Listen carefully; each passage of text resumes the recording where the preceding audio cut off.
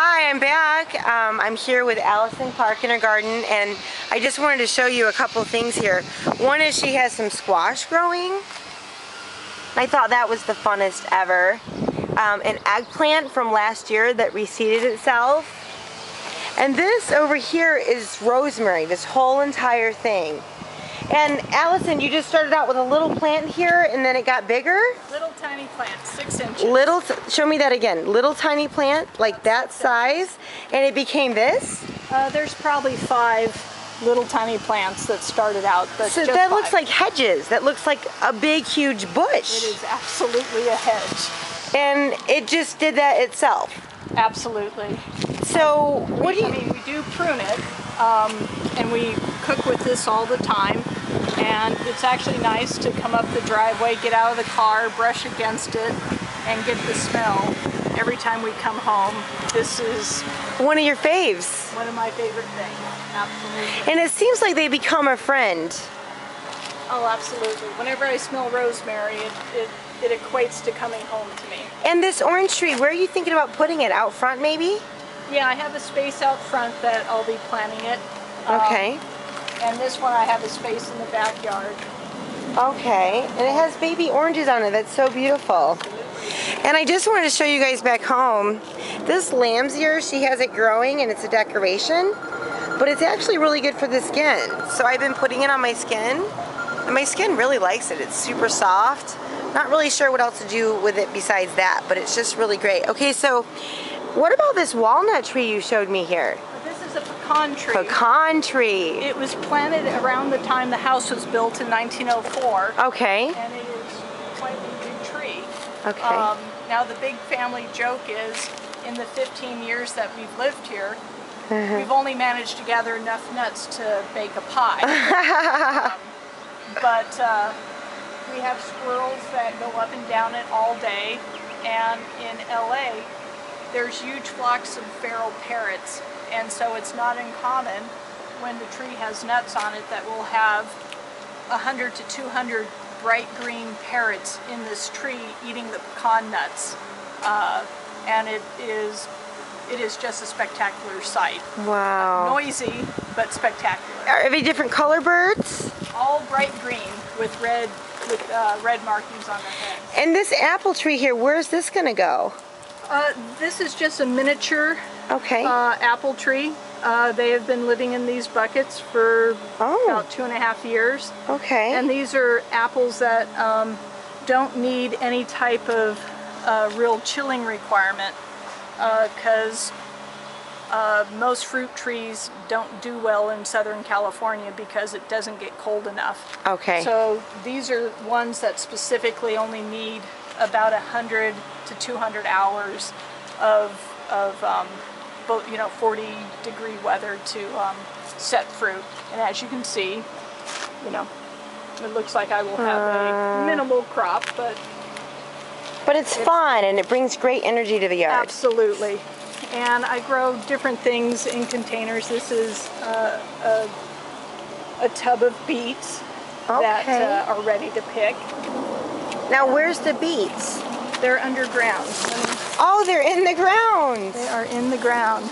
So there you go, little baby beets. Wow. And this is a little white beet. Am I allowed to take one of those home? If you would like to. Oh my gosh. Let's see. Get you another. I actually have a photo shoot today. There you go. And he said, bring fresh produce. Well, there you go. I don't think it'll get fresher than this. I don't think so either. You got to remember to eat the greens too. Okay, I can do that. We'll just add it to my little Swiss chard hand here. Those are beautiful. Excellent. And come back here. Okay.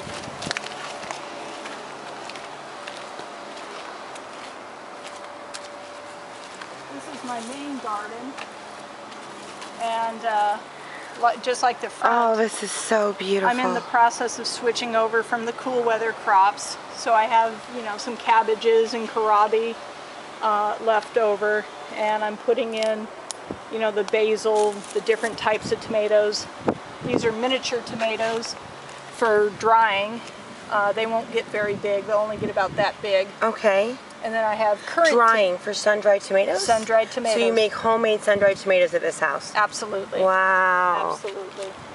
And then these are just some of the the heirlooms that I put in a couple months ago, and they're going to town now.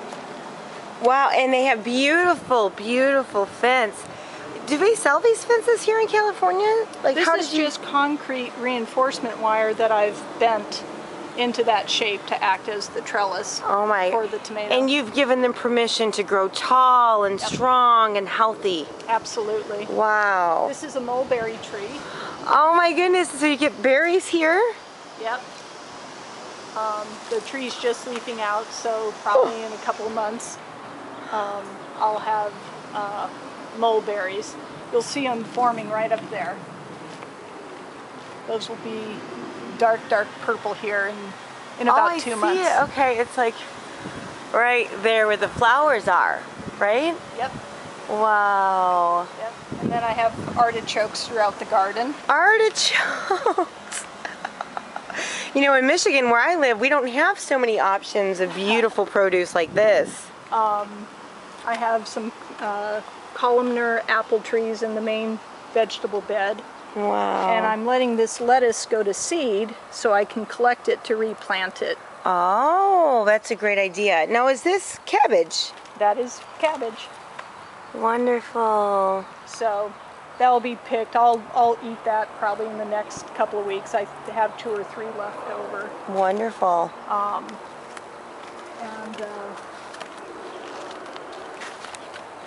again, if there's a spot of sunlight at my house, I put a tomato plant in it.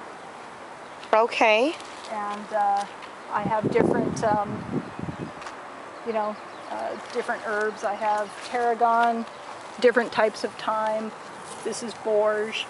I plant this not because I like borage, but because it really attracts the bees.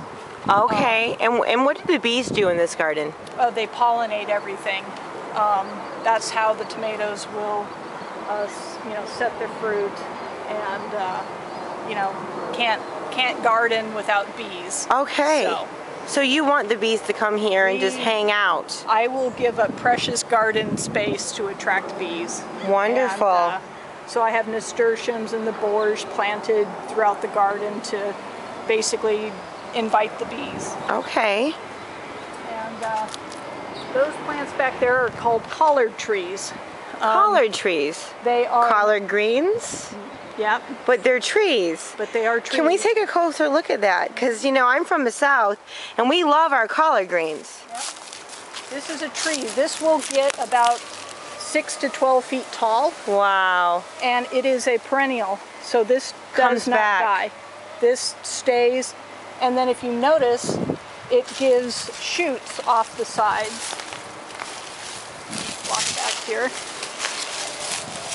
And if I break one of these off and stick it in the ground, it'll grow. Wow. These very, very rarely will set seed, so you propagate them by pulling off these and they'll the leaf itself.